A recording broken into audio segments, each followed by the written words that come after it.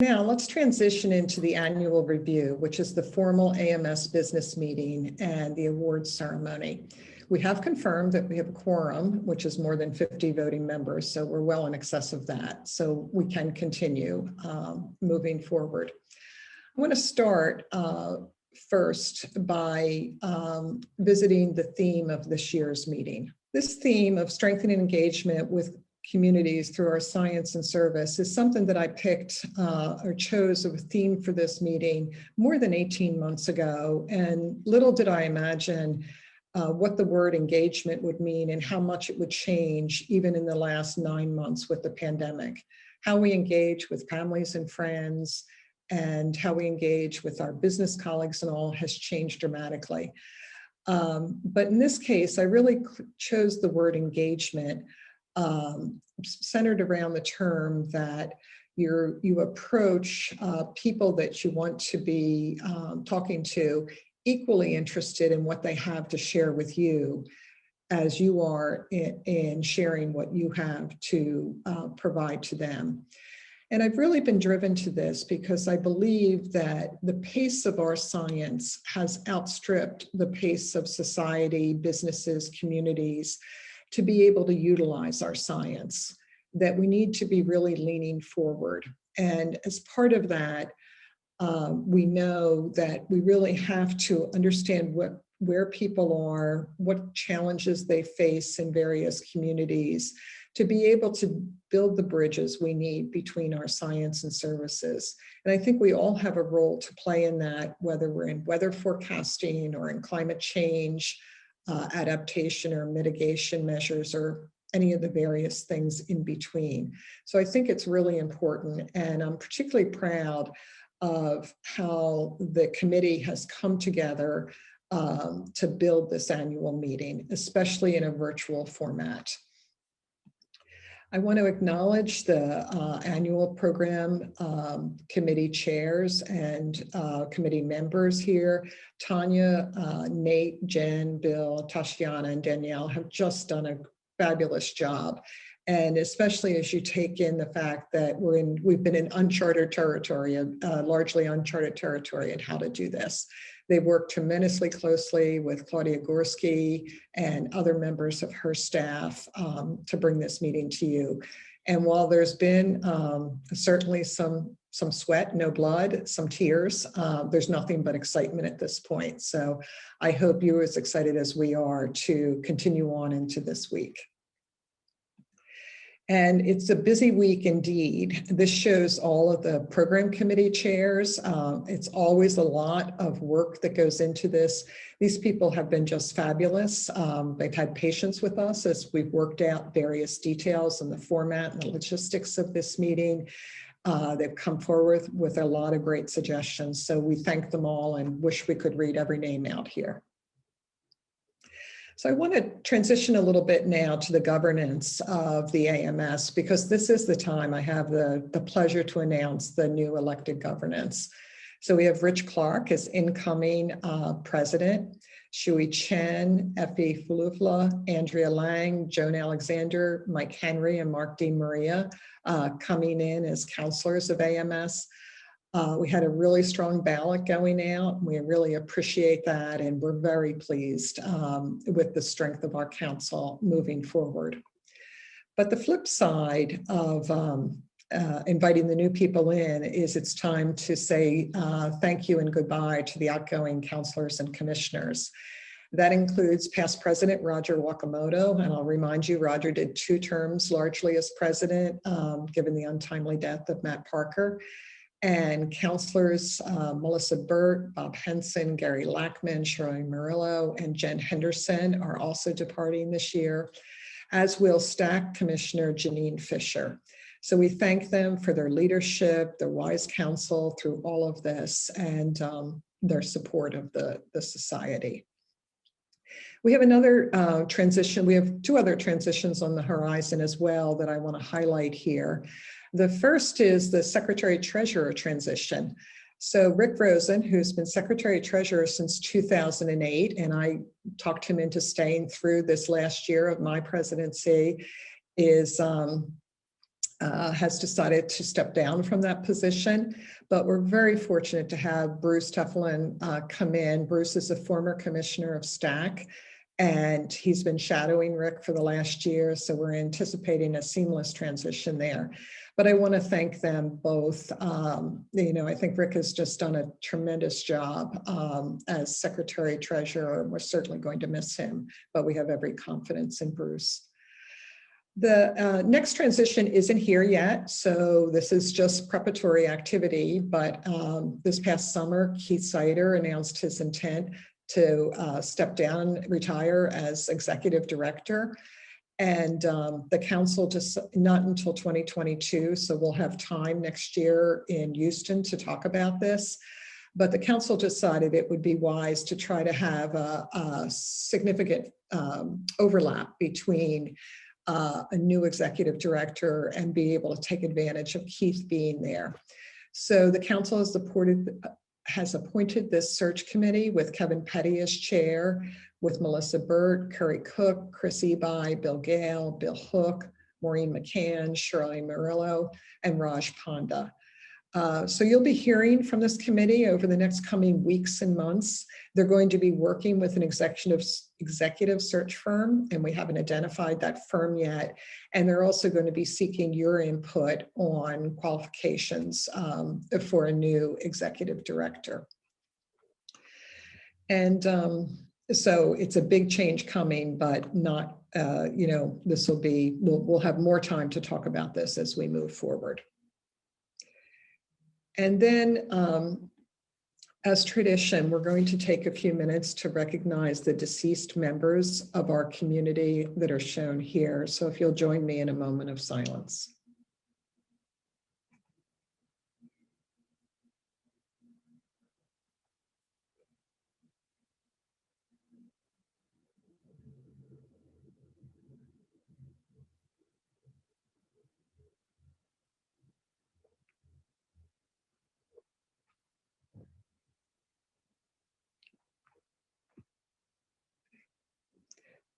Thank you. I want to shift now to just making a few comments about this past year for the society, and then we'll hear from each of the commissioners. So it's certainly been an unusual year for the society. I'll never forget it, that's for sure. We were all together in Boston a year ago, and we had such a great kickoff to the 100th anniversary celebration. And we were indeed lucky in retrospect of the timing of that, since we were able to enjoy that before the shutdown started over the year. And that gave us a great advantage compared to many organizations going forward. I think the staff and Keith did just a fabulous job transitioning to remote work environments, really not missing a beat at all, despite all of the juggling that had to happen to move things forward here.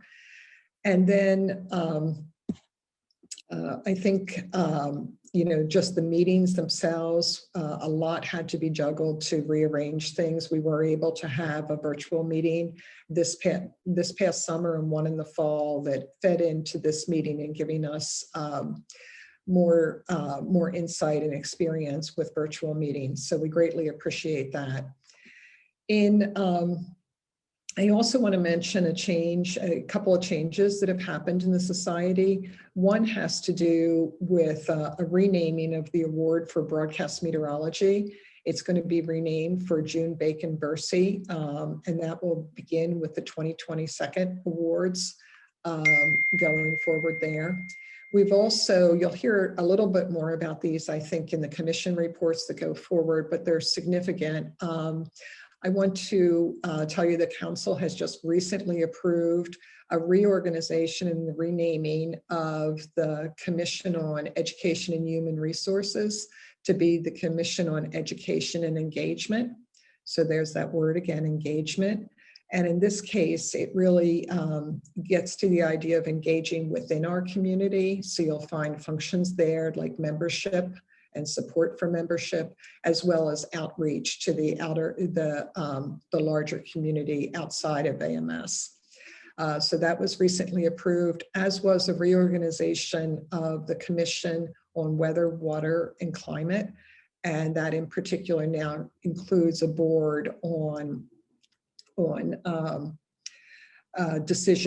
enterprise decision support. So we're excited about both of these, and we think they position the society well.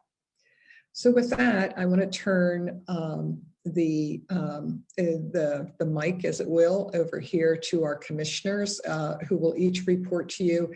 And then you'll also hear from Susan Avery, who's the chair of our 100th anniversary campaign, and she's going to provide us a final report. So with that, I'll turn it over to Janine from the STAC Commission. Hello, everyone. The Scientific and Technological Activities Commission, or STAC, is responsible to the society for advancing science and technology by promoting the open exchange of ideas, strengthening our disciplinary communities, enhancing collaboration among these communities, embracing diversity, and cultivating the next generation of scientists and leaders. STAC consists of 30 science committees and 6 interdisciplinary boards. Last year, 32 STAC-led conferences and symposia were organized at the annual meeting. We had one specialty conference held virtually in July, organized by the Mountain Meteorology Committee. And I'm happy to announce that at this annual meeting, there are 29 STAC-led conferences and symposia. STAC is successful due to its 447 volunteers, which span all 3 sectors and include students and early career professionals. Diversity, equity, and inclusion are important to STAC, and this is reflected in our membership, meeting sessions, training, webinars, and STAC level awards. In closing, I would like to thank Bruce Telfian for all his guidance as he concludes his role as past STAC Commissioner. I would like to welcome Ankur Desai into the role of current STAC Commissioner, and also welcome Christy Franz as incoming STAC Commissioner.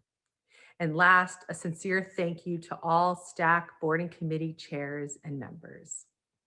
Hello, my name is Tony Broccoli, and I'm the AMS Publications Commissioner. I'd like to give you an update on the activities of the Commission during the past year. Preliminary data indicate that AMS journals received 3,649 submissions in 2020, breaking the previous record set in 2019. Submissions rose by about 1.5%, and the average time to initial decision was a little over 60 days. Following a recommendation from our Commission, a more streamlined approval process for named special collections was adopted by the AMS Council. In response to concerns about possible implicit bias on the part of reviewers, the Commission has initiated a pilot experiment with double-blind peer review. In double-blind peer review, neither the authors nor the reviewers know each other's identities. 3 journals will take part in this experiment. AMS authors now have the option of including significant statements as part of their articles. Significant statements are plain language summaries that supplement the more technical descriptions that appear in abstracts.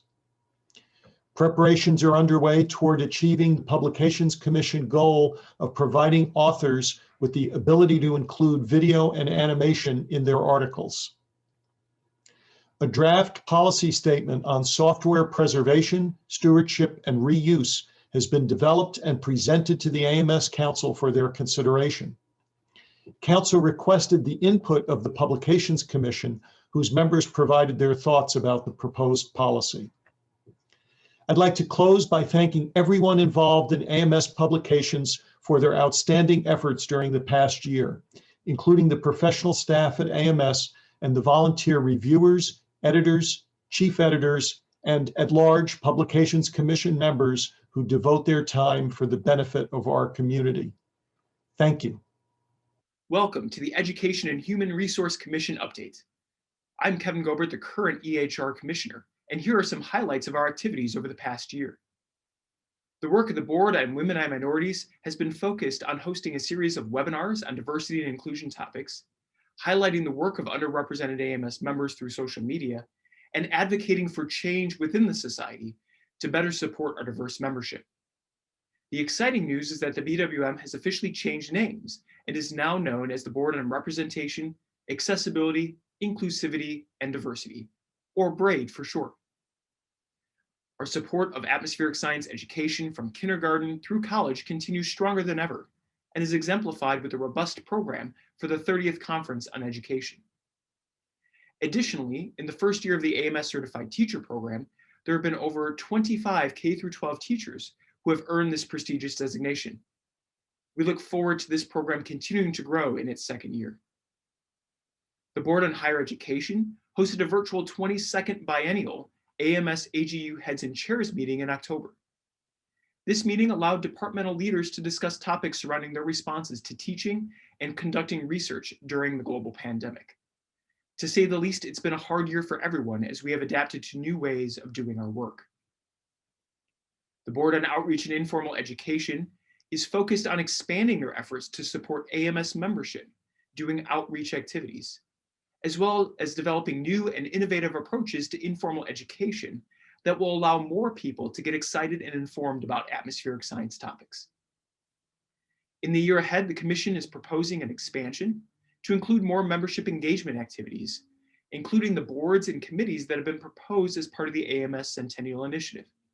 Stay tuned for more information. The Commission looks forward to working with all AMS members to help advance the work of our society in the year ahead. Hi everyone, Maureen McCann here with an update on the Commission on Professional Affairs, submitting this jointly with Mike Augustinac, who is the future commissioner. You'll be hearing more from him in the coming years.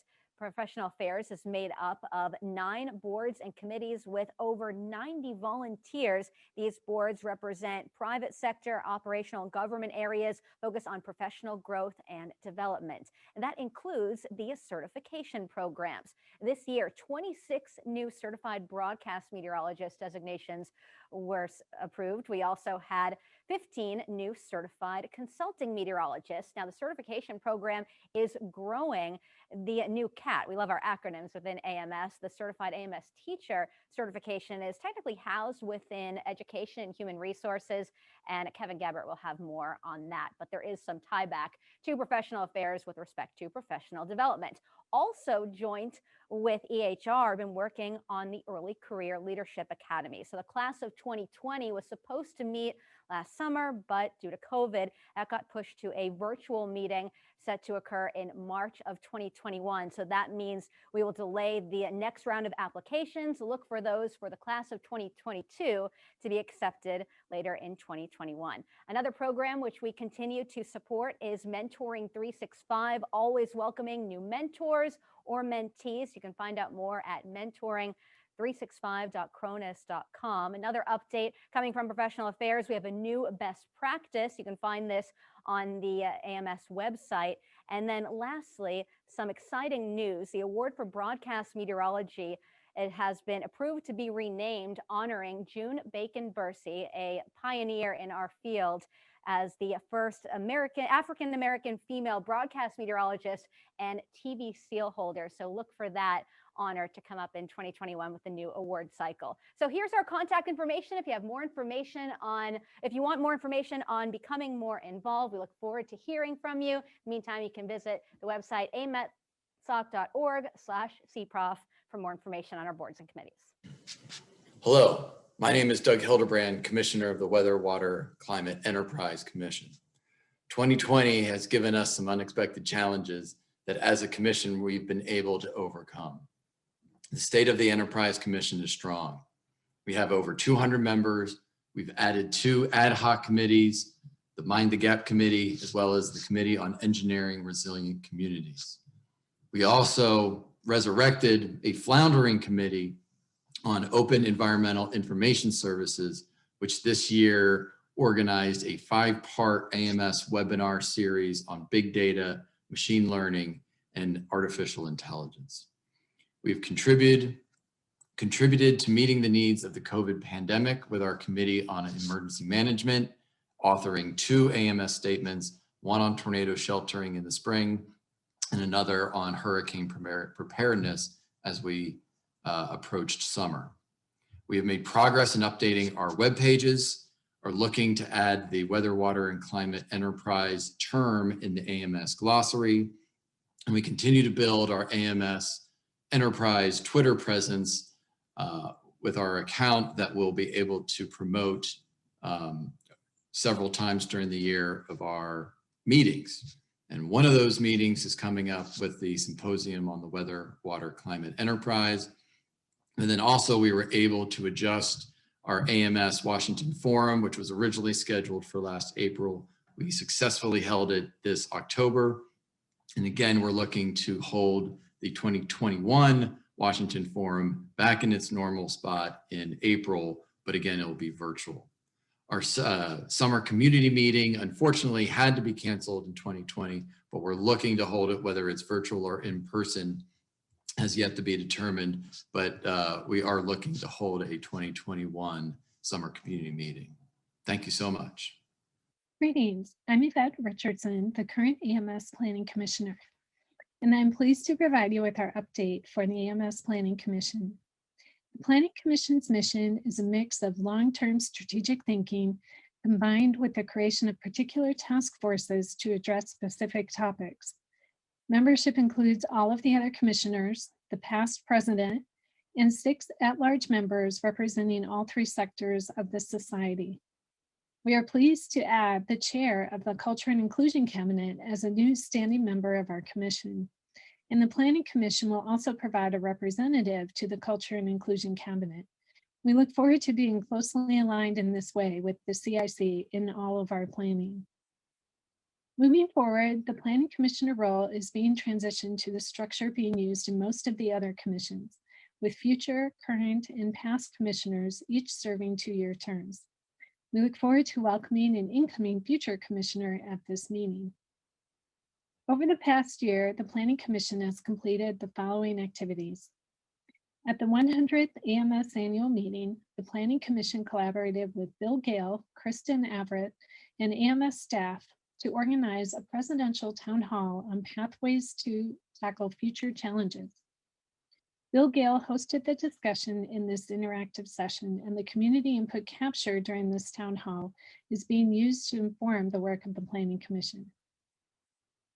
In terms of long-term strategic planning, the Planning Commission compiled a strengths, weaknesses, opportunities, and threats, or SWOT analysis for the society. Given the importance of strategic thinking, we will keep this as a living document that we continually update for the benefit of the AMS Council and Executive Committee. We also are developing a structure for evaluating how all of the commissions are contributing to the goals of the Society's strategic plan. The 5 current Planning Commission task forces are in various stages in their work, studying issues that are vital to the Society's success. Briefly, some highlights include the Governance Task Force examined the AMS governing documents and provided AMS Council with an analysis and recommendations in January. These recommendations have resulted in specific council action items around governance. The Task Force on Certification, chaired by Tim Hall, submitted a final report to Council in September, providing a thorough process for proposing and evaluating the viability of any new professional certificates. The Task Force on Leadership Development, chaired by Chris Bagaski, has conducted extensive interviews to better understand how AMS cultivates new leaders. They provided a preliminary report in September and will present their final report with recommendations at the January Council meeting. The Task Force on DEI database information is looking forward to working with the Culture and Inclusion Cabinet to determine best practices for improving our demographic information for the Society. I would like to thank all of the members of the Planning Commission and all who served on these important task forces. The Planning Commission looks forward to another productive year, providing both long and short-term strategic thinking for the Society. I wish you all a great annual meeting. Enjoy. Hello. This will be my final report about the AMS 100th anniversary campaign. We have now officially completed the centennial year, and I'm delighted to tell you that the campaign has been an unprecedented success. We surpassed our original goal of $9 million. I'm happy to report that our campaign came in well over 10 million. This amount includes estate gifts of close to $4 million. Our Centennial campaign has raised funding for many deserving causes.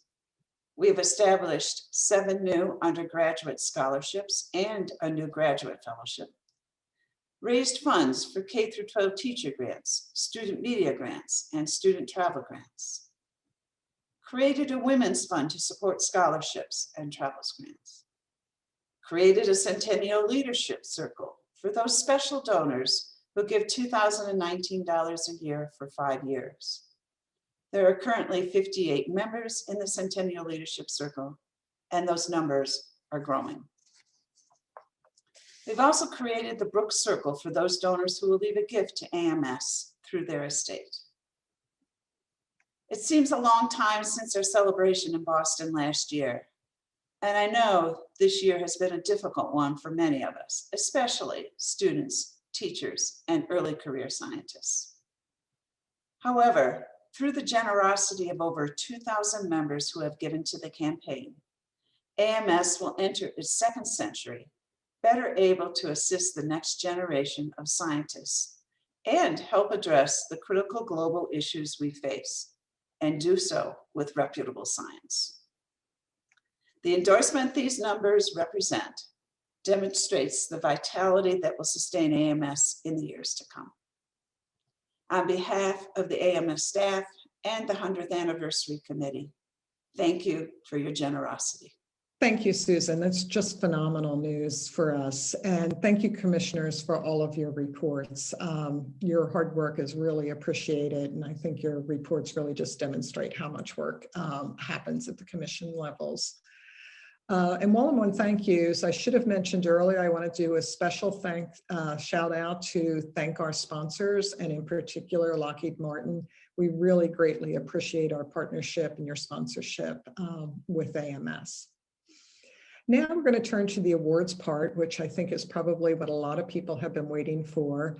And one of the things that we've introduced this year is to actually have a professional broadcaster introduce each of our awardees. And in this case, we've selected Alan Seals. And you might recall Alan won the AMS award for Broadcast Meteorology last year, and he's very generously donated his time. And Alan is associated with NBC 15 WPMI in Mobile, Alabama. So Alan, I'll turn to you. We begin with the new fellows for 2021.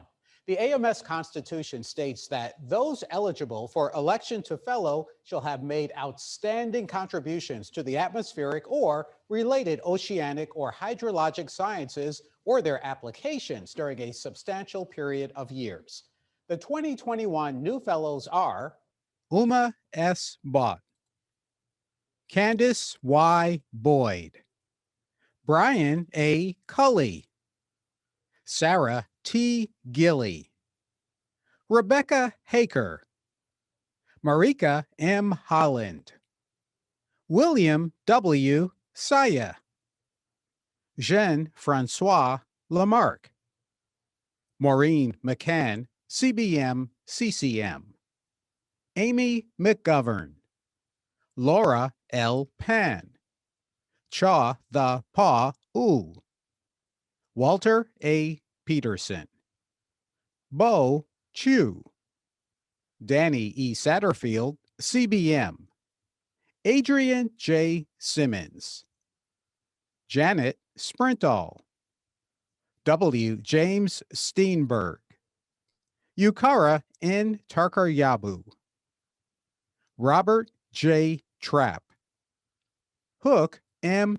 Vandendoel, Susan C. Vandenhever, John Hong Wang, Matthew C. Wheeler, Robert Wood. Turning next to our 2021 lectureships, the Walter Orr Roberts Lecturer is Abigail L. S. Swan for fundamental interdisciplinary advancements in discovering the processes by which terrestrial ecosystems influence climate, and for outstanding communication between the atmospheric and biological sciences. The Robert E. Horton Lecturer in Hydrology is Wade T. Crow for developing data analysis techniques that enabled important advances in the scientific and operational application of terrestrial remote sensing products. And the Bernard Harwitz Memorial Lecturer is Rong Zheng, for advancing scientific understanding of the causes and impacts of Atlantic multi-decadal variability and Arctic sea ice variations through insightful analysis of models and observations. And now to our 2021 awardees. The Student Chapter of the Year Award is presented to University of Oklahoma Student Chapter for providing students with unique career, education, and service opportunities and expanding the reach of the chapter to benefit members, alumni, and the local community. The Local Chapter of the Year Award is presented to North Florida Local Chapter for expanding its professional development and networking opportunities for members while strengthening its presence in both the community and with the national organization. We now come to 2 awards given to those involved in operational forecasting. The award for an exceptional specific prediction is presented to Brian T. Smith for a highly specific and accurate prediction of a strong supercell event with long lead time that saved lives. The Charles L. Mitchell Award is presented to John M. Brown for selfless dedication during more than 4 decades of service in developing forecast techniques, advancing model performance, training forecasters, and forecasting for large field programs.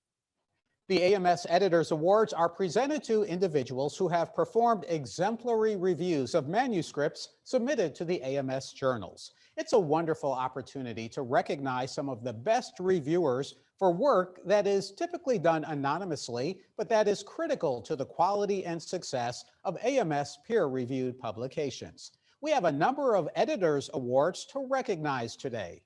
Bulletin of the American Meteorological Society. Kelly Mahoney, for insightful, thorough, and constructive reviews that contributed to improving impactful manuscripts. Bulletin of the American Meteorological Society.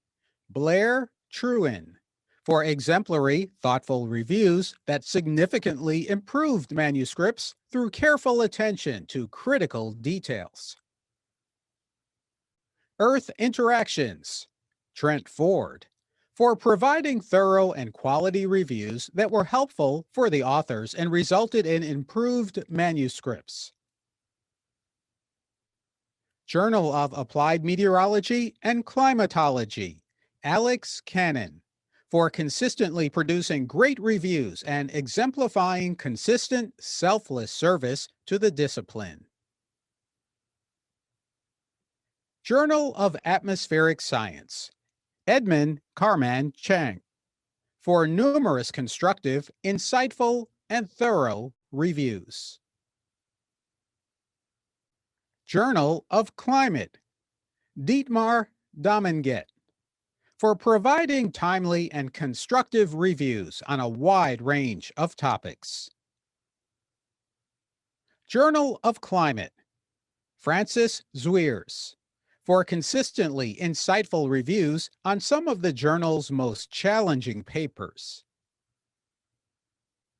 Journal of Climate, Xinghua Ding, for providing numerous constructive reviews on various topics in climate dynamics.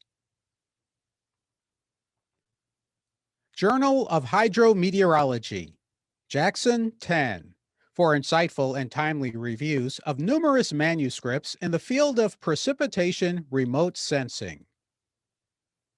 Journal of Physical Oceanography, Jorn Callis, for deeply constructive reviews in a wide range of subdisciplines. Journal of Physical Oceanography, Daniel Witt, for well-thought-out reviews of some particularly difficult papers, as well as many other high-quality reviews. Journal of Atmospheric and Oceanic Technology, John Abraham, for exceptionally prompt reviews of a number of papers. Journal of Atmospheric and Oceanic Technology, Gabriel Diaz Hernandez, for reviewing numerous papers in a timely fashion. Monthly Weather Review, Rachel Malk, for providing insightful, timely, and constructive reviews that helped authors to improve the quality of their manuscripts. Monthly Weather Review, Michael Shoyara, for providing a large number of high-quality reviews extremely quickly. Weather and Forecasting, Monthly Weather Review, Journal of Applied Meteorology and Climatology, John A. Neff, for providing multiple rigorous, timely, and constructive reviews across 3 AMS journals and for contributing consistently excellent reviews over a period of many years. Weather and Forecasting, Michael Caniglio, for consistently providing high-quality, constructive, and rigorous reviews that help to uphold the high standards of AMS journals. Weather, Climate, and Society, Graham Clarkson, for exceptionally thorough, insightful, and committed reviews of a challenging manuscript. The Society has 4 awards specifically aimed at outstanding early career professionals. The award for early career professional achievement is presented to Lawrence C. Gleckler III for exceptional efforts to advance private sector applications of meteorology and a passionate commitment to bridge the gap between academic training and the needs of industry. The Nicholas P. Pfaffenhoff Award is presented to Eleanor Freika Williams for innovative contributions to observing and understanding the physical mechanisms responsible for variability of the Atlantic meridional overturning circulation. The Henry G. Houghton Award is presented to Carrie A. Pratt for pioneering field and theoretical studies that have significantly advanced the understanding of atmospheric chemistry in the Arctic boundary layer. The Clarence Leroy Meisinger Award is presented to Russ S. Schumacher for fundamental advances in our understanding of flash flood producing storms and other mesoscale weather phenomena through innovative analysis of observations and model simulations. A wonderful aspect of our science is that it connects with the general public every day through the media, like me. We have 2 broadcast awardees to recognize today. The Award for Excellence in Science Reporting by a broadcast meteorologist is presented to Deborah Martorell for going beyond the forecast to explain the effects of hurricanes, droughts, and earthquakes on Puerto Rico. The award for broadcast meteorology is presented to Ginger Z, CBM, for an accomplished broadcasting career and whose passion has inspired young women to pursue science and whose courage has advanced the cause for mental health. In addition to broadcast meteorologists, the public learns about our science and its impacts through journalists and authors of books aimed at both adults and children. We have 3 awards in this category. The award for Distinguished Science Journalism in the Atmospheric and Related Sciences is awarded to Jonathan Mingle for transforming an evolving complex topic into a gripping narrative on the process, progress, and inherent uncertainty of methane's role in the changing climate system. The Lewis J. Batten Authors Award for a book aimed at a K-12 audience is awarded to Becca Hathaway, Carrie Zarlengo, and Lisa A. Gardiner for What's Up in the Atmosphere, Exploring Colors in the Sky, a delightful, comprehensive story that walks young people through the scientific process to explore aerosols and air quality measurement. The Lewis J. Batten Authors Award for a book aimed at an adult audience is awarded to Christopher Dudney For 18 Miles, the epic drama of our atmosphere and its weather. A story for broad audiences that weaves the evolution of the atmosphere with the history of civilization from its beginning to today. The Society awards a special award to an individual or group that has made an outstanding contribution in ways that do not fall under other award criteria. This year, AMS is presenting 2 awards in this category. A special award is presented to Jason P. Samenow for years of exemplary, groundbreaking journalism and outstanding articles that entertain, inform, and educate the public about weather, climate, and the environment. A special award is also presented to Ozone Monitoring Instrument, OMI, International Team, for providing a stellar example of international collaboration to produce novel satellite observations that have transformed atmospheric chemistry research, especially air quality and health applications. In this next group, the awardees have made outstanding contributions across a variety of activities. The award for Outstanding Achievement in Biometeorology is presented to Gabriel G. Catul for major theoretical advances in formulating surface-atmosphere exchanges of mass, energy, and momentum, and distilling theory into reduced numerical models to study these exchanges. The Helmut E. Landsberg Award is presented to Hiroyuki Kusaka for advancements in urban canopy modeling adopted by international research communities and pioneering contributions to downscaling past, current, and future urban climates. The Francis W. Reichelderfer Award is presented to Chad M. Gravel for leadership, dedication, and the innovative use of technology in preparing forecasters to integrate GOES-R imagery and associated products into National Weather Service operations. The Charles E. Anderson Award is presented to Candace Y. Boyd for career-long efforts through mentoring, education, and community service to champion diversity for women and underrepresented minorities to promote a more inclusive workforce. The Henry T. Harrison Award for Outstanding Contributions by a Consulting Meteorologist is presented to Elizabeth J. Austin, CCM, for serving the meteorological profession, her clients, and the society with integrity and professionalism over the course of an exemplary career. The award for Outstanding Contribution to the Advance of Applied Meteorology is presented to David P. Ruth for extraordinary leadership in developing and implementing software for primary National Weather Service systems, including the Interactive Forecast Preparation System and National Digital Forecast Database.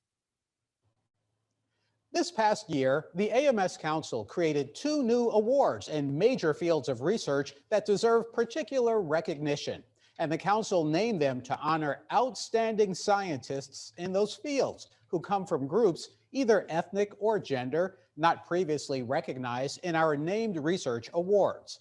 The Sayukuro Suki Manabe Climate Research Award is presented to Joyce E. Penner for scientific leadership in merging atmospheric aerosols and their chemistry with climate models to understand the breadth of human activities driving climate change.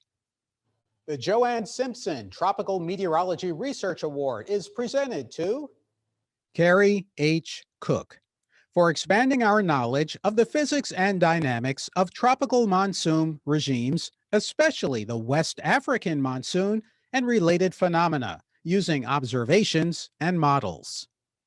Continuing now with the Kenneth C. Spengler Award. The recipient of that award is Robert G. Goldhammer for forging extensive collaboration and partnerships linking emergency management and the weather, water, and climate enterprise. The next 2 awards recognize teaching and mentorship, which are central to developing future generations of atmospheric scientists.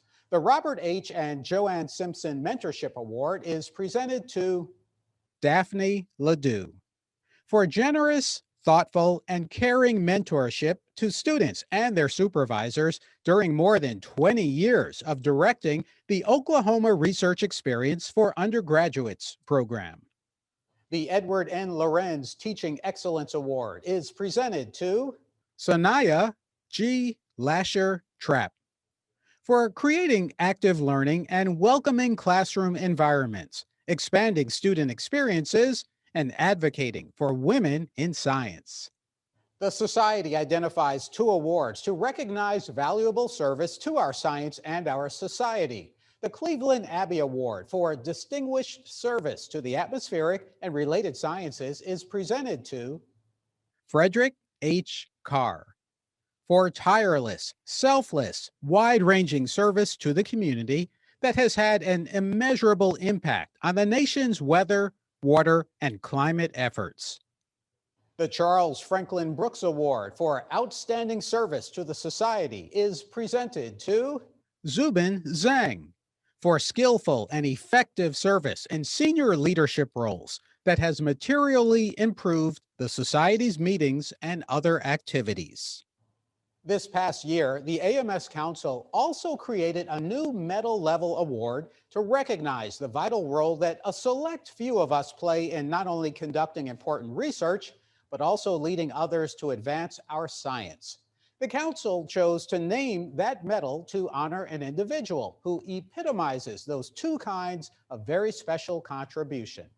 The Warren Washington Research and Leadership Medal is presented to James W. Hurl for highly influential climate system research and a distinguished and impactful record of national and international leadership. Hello, I am so deeply honored to receive the Warren Washington Research and Leadership Medal. Please allow me to express my appreciation to those colleagues who nominated me, to the award selection committee, and to President Mary Glackin for her kind phone call last August, informing me that I was to be the first recipient of this medal. Her phone call was very meaningful to me for several reasons. First, it came just days after I lost my father, and it was his love of meteorology that inspired me to become an atmospheric scientist. Second, Warren Washington is one of my professional and personal heroes. He is a generational leader who continues to influence our field through his groundbreaking research and his dedication to the next generation of scientists and leaders of all backgrounds and origins. 30 years ago, Warren hired me as a postdoc at NCAR, and while I benefited tremendously from his scientific mentorship, and he taught me the importance of service, the most important thing that I learned from Warren was to remain humble and treat everyone with respect and dignity. Finally, medals and awards simply reflect the many amazing people I have had an opportunity to work with throughout my career, including all of you in AMS, and the many who have supported and encouraged me on a personal level, my family, and especially my wife, Kathy. Thank you very much. Continuing with the rest of our medalists, the Jewel G. Charney Medal is presented to Clara Desser for fundamental insights into the structure, genesis, and predictability of decadal variability in the atmosphere, ocean, and cryosphere. I'm deeply honored to receive the Jewel Charney Medal from the AMS. I share this award with my collaborators and colleagues who have enriched my science and collectively brought us to a deeper understanding of climate variability and change. I thank all of the people who have supported and believed in me over the years. You are too numerous to name, so I will only mention a few here. My PhD advisor, Mike Wallace, my postdoc mentor, Maurice Blackman, and my longtime collaborators, Mike Alexander, Jim Hurl, and Adam Phillips. All of you and more are my inspiration and my role models. I also thank my family and friends for surrounding me with their love. I'd like to end with a few words to those of you who are just starting out in your careers. I strongly believe in the power of openness and shared commitment. At NCAR, I've witnessed firsthand the outsized accomplishments that can be achieved by a relatively small group of people when there is collective goodwill, a spirit of collaboration, and a supportive environment. We need to share our data, our model simulations, and our analysis tools for the benefit of the wider community. There's enough room for all of us to make contributions using our unique sets of talents and sensibilities. Follow what excites you, find people to share it with and to learn from, and carve your own rich and rewarding path in this amazing field and community. Thank you. The Sverdrup Gold Medal is presented to Sarah T. Gilly for seminal work on ocean circulation and air-sea interaction in the Southern Ocean and their impact on the cryosphere, ocean ecosystems, and Earth's climate. It is a great honor to accept the Sverdrup Gold Medal this year. I want to take a moment to thank the many people who have made this possible. I'm grateful to the members of the community who made the effort to nominate me. I'm also grateful to my many amazing colleagues, mentors, collaborators at Scripps and elsewhere, postdocs, graduate students, and dedicated undergraduates, all of whom have taught me an extraordinary amount and have also brought joy and excitement to the study of the ocean and of the coupled air-sea system. This year's been difficult. Zoom has enabled us to continue many aspects of our science, but I really miss the pleasure of meeting in person to ponder our latest results. Finally, I want to thank my family, my parents, for fostering an interest in environmental sciences and specifically the atmosphere and ocean, my teenage sons who continue to provide balanced perspective, and my husband, Stephen Llewellyn-Smith, who is an amazing and ever supportive partner. I couldn't do this alone. Thank you. The Werner E. Sumi Technology Medal is presented to Eric A. Smith for innovative technological achievements that fundamentally change the use of satellite observations in meteorology and hydrometeorology. Eric wanted to provide everyone with an acknowledgement with regard to the medal. I thank the AMS Awards Committee for this honor, along with a number of colleagues who have been helpful, kind, and generous to me over the years. I first acknowledge my wife, Anna Smith, and my prior wife, Karen Greiner, who passed too young, noting their scientific acumen and insights have been essential to my thinking. Then Professor Sumi, who taught me many things, particularly how to be careful in my research and to write short, large-dollar proposals, because they stood the greatest chance of getting funded. Next, my best graduate students. They know who they are. Finally, my foremost colleagues who have been good friends, great teachers, and even greater conversationalists. I am genuinely grateful to you all, and to those who are still alive, I wish you enjoyable futures. The following medalists are awarded our highest research awards in oceanography, hydrologic sciences, and the atmospheric sciences. The Henry Stommel Research Medal is presented to Bo Chu for seminal contributions using observations, models, and theory to understand the dynamics of the North Pacific Ocean circulation and its role in the climate system. Dear colleagues and friends, it is a great honor for me to receive the 2021 Henry Stommel Research Medal from the American Meteorological Society. I want to start by thanking the colleagues who nominated me for this prestigious medal, and AMS and AMS Award Committee who bestowed me with this great honor. Hank Stommel is best known for his seminal work establishing the dynamic foundation for the formation of oceanic western boundary currents. As much of my research is focused on the Cresceo, the western boundary current in the North Pacific Ocean, it is exceedingly rewarding and sweet for me to receive this medal that bears Hank's name. On a personal level, I had a fond memory meeting Hank while I was a postdoc at Woods Hole in the early 1990s. I want to take this opportunity to thank my PhD thesis advisor, Professor Norihisa Imasato of Kyoto University, and my postdoc advisors, Drs. Terry Joyce and Kathy Kelly, for their long-lasting guidance and advice. In the past 3 decades, I had opportunities to be involved in research activities related to the International CLAVA program, the US CLAVA program, and NASA's satellite altimetry missions.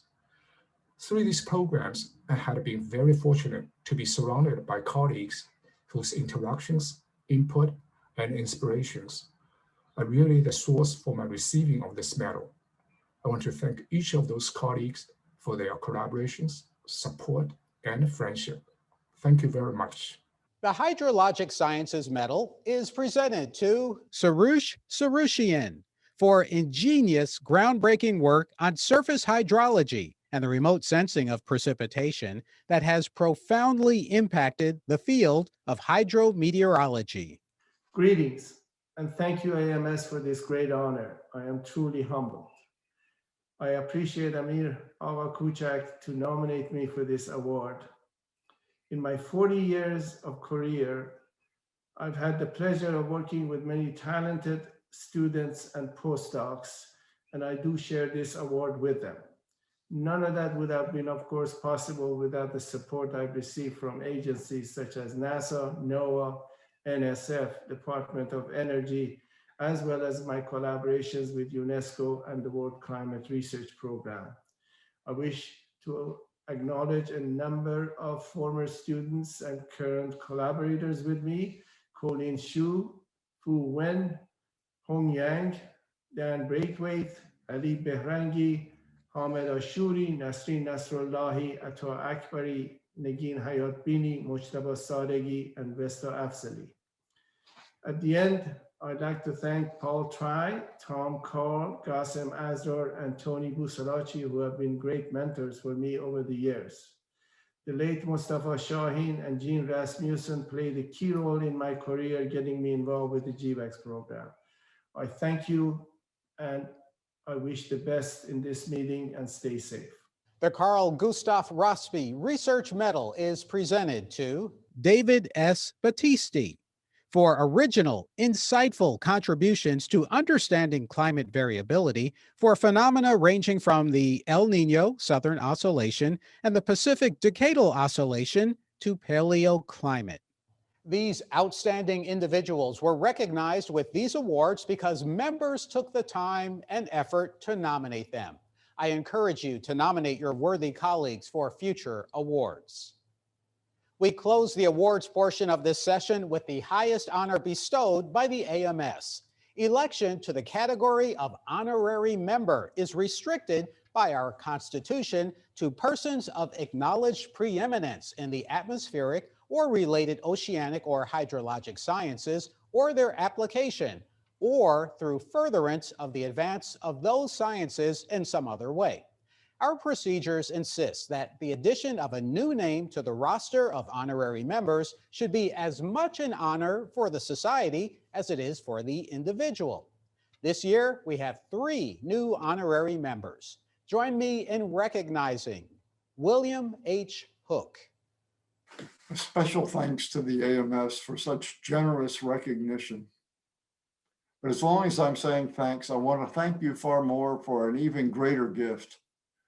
For 50 years, you've let me share in your work, AMS Science and Services for the benefit of life worldwide. This is work that's existential. Hard to imagine anything that matters more or a higher calling. And today we see only too well that this call comes accompanied by 2 challenges. The first is technical and scientific. The work every day grows more difficult, demanding, complex, and multifaceted, even as the stakes are ratcheting up and things are getting more urgent. But there's good news. We don't have to solve these problems of tomorrow using only yesterday's tools. We get to use those tools of the future that are far better and more capable. It's the second challenge that's tough. We can't solve any of these real-world problems by ourselves. We've got to partner up. And that larger world that we serve and we want to collaborate with is growing less equitable, less trusting, more polarized by the year, and we're having to fight against this trend. We have a long way to go, and that's internally being more inclusive with respect to the gender, ethnicity, gender identity, balance, and makeup of our own community.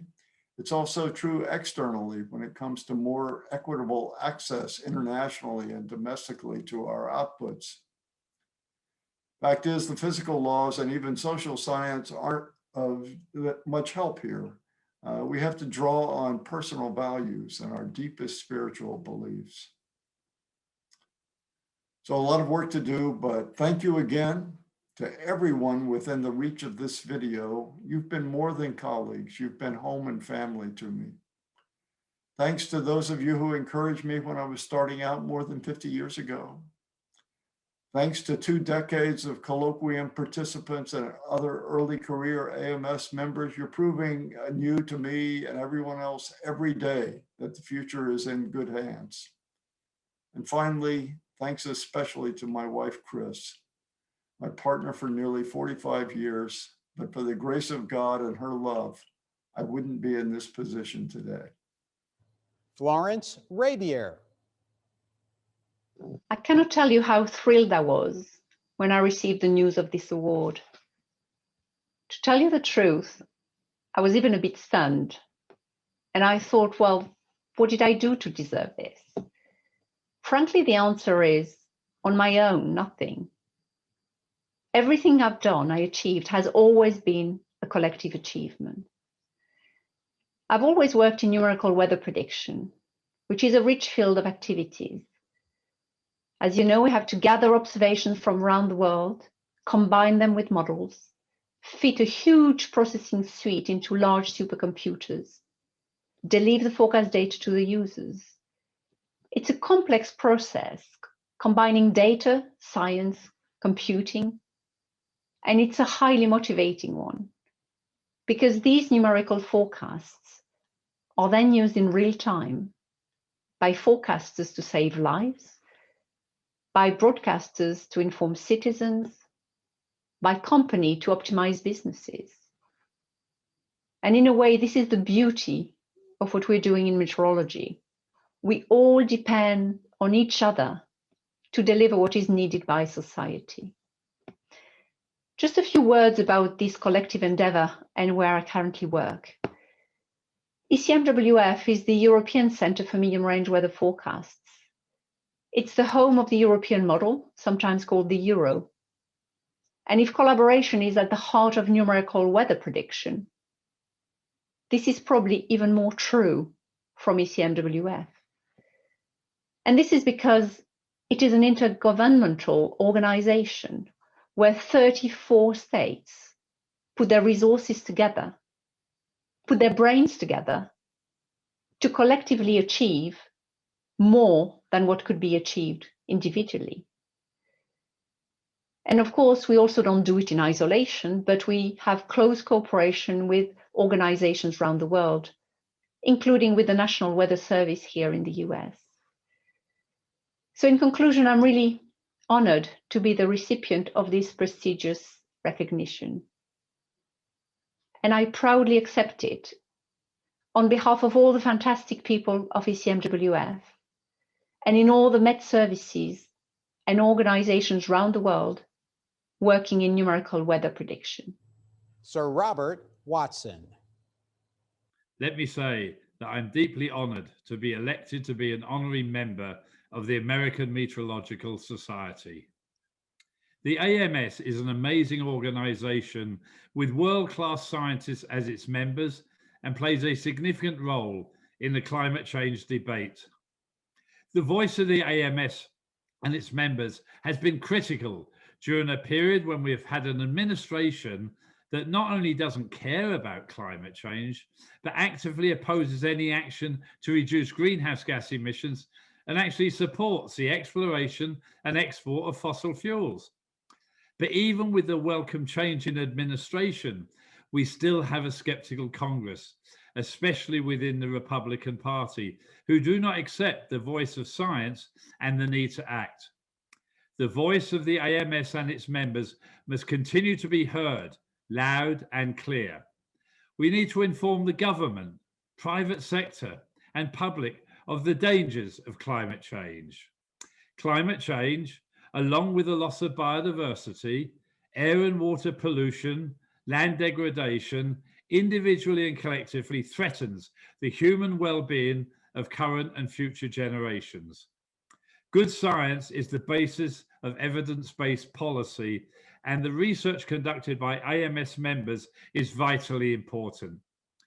The fight to achieve the transition to a low carbon economy will not be easy, but we cannot afford to fail. Once again, thank you for electing me as an honorary member of your society. Thank you.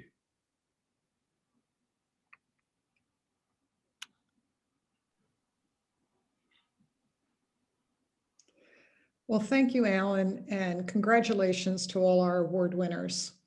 For folks that are longtime members of AMS, you may know that the formula has traditionally been that the incoming president announces all of these award winners while the president bestows the award. And I have to say, the change that we instituted after I had that role last year of bringing a professional in to handle the award winners is thumbs up. You did just a fabulous job, Alan. Thank you. So now I understand, so I'm joined now by incoming President Mike Farrar and Todd Glickman, who is a member of AMS. And I understand, Todd, that we have a motion from the membership to be read. Madam President, I move that the acts of the counselors and officers of the Society during the year ended December 31st, 2020, done in the proper conduct of the business of the Society, be hereby adopted, approved, and confirmed. Thank you, Todd. And I understand that on Slido, members can now vote. And there's a question up for that now.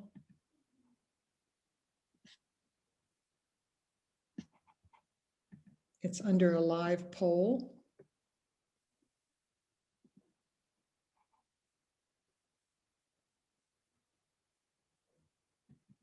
Okay, I see that we have a unanimous vote on that.